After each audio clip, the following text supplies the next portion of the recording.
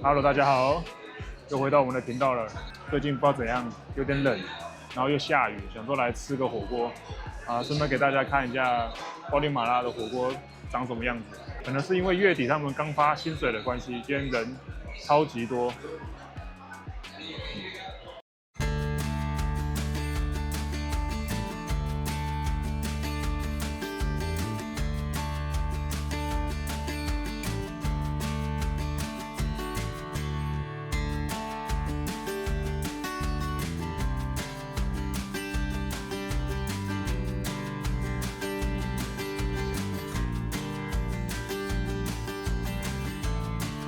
因为他可能怕瓜地马拉人不知道怎么吃火锅，所以他每个食材旁边都会跟你写说这个煮几秒到几秒就好了。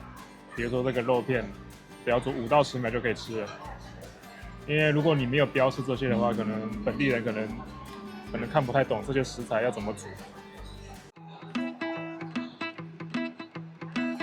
给大家看一下我们点的，有腐竹、有豆腐、有肉片、有虾浆，还有雪花牛、青菜豆腐、油豆腐，2个大馄饨。像这一盘肉平均台币就是100到150，所以我们这样点了4盘，等于就已经差不多600。这边吃火锅是成本有点高，但是如果偶尔你想吃，你还是必须得来。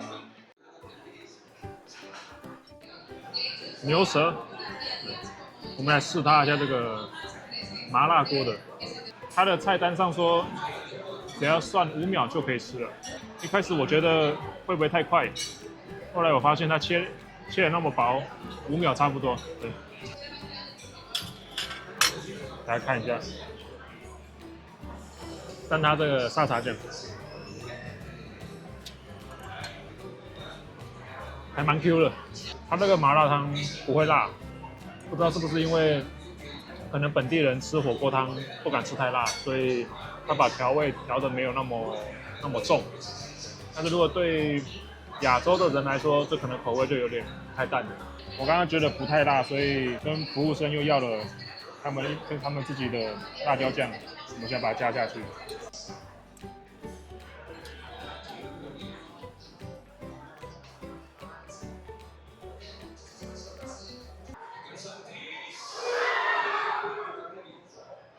我们今天吃饭的时候，刚好电视正在转播瓜地马拉对加拿大，这好像是近期有一个比赛，好像翻成中文好像叫金球杯。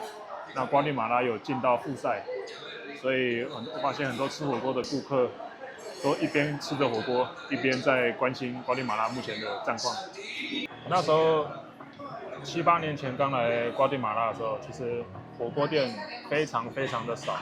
一般的中餐馆会做，但是它的方式跟规模没有像亚洲、台湾啊、中国啊吃的那么专业。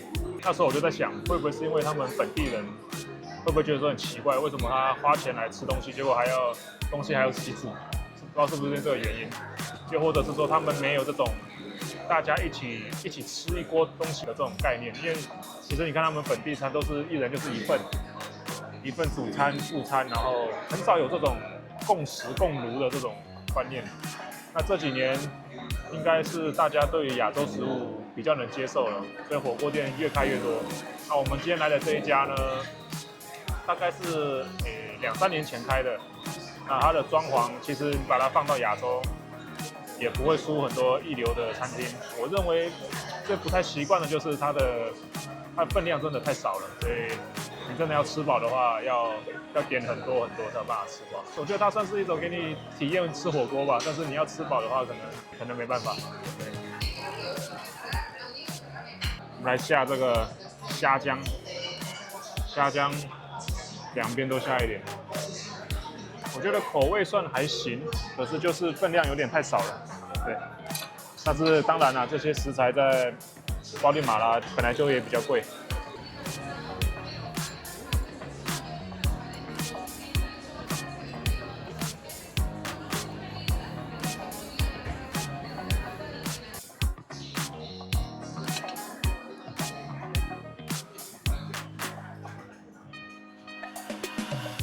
好了，我们吃饱了。我们刚刚结账，今天一共吃了差不多292瓜币，包括刚刚后面我们加点那个蛋挞。其实整体来讲，算台币差不多1200左右，是没有到很贵，但是其实我们肉也点的不多，其实这样算起来不便宜就是了。那我觉得这家它在瓜地马拉的话，它的第一个它的装潢跟它的气氛啊，还有服务的水准，还有包括它的餐具各方面，其实都蛮不错的。那我觉得它这家适合，如果你今天你有本地的朋友，你想带他介绍怎么吃火锅的话，你可以带他来这里吃。那如果说你自己想要吃粗饱的话，就是你吃习惯台湾那种火锅吃到饱啦，或是台湾不是很多各种火锅店嘛，吃习惯那种等级火锅的人呢，过来这边吃，你可能就会觉得说，这边的它感觉起来好像 CP 值比较低。但没办法，因为瓜地马拉在食材的取得上本来就成本也比较高，也比较不好取得。他今天能做到这样子，其实我觉得已经算是非常厉害了。那老实讲，这家店在它的火锅呢，瓜地马拉来讲，基本上目前也没有第二家有像它这种装潢、这种等级吧。大部分的火锅店都是做中餐馆，他们会兼着做。那要像这种专门火锅店来讲，它算是第一个做的比较成功的。对，因为早期其实瓜地马拉的，我这样看下来是基本上没有人在吃火锅的。那这几年可能开始慢慢的，他们也开始在接受了。那我相信在以后几年，瓜地马拉这种火锅店应该会越来越多。好，那我们今天影片就到这边。那有任何想法的都可以下面留言，然后帮我们订阅、按赞、分享。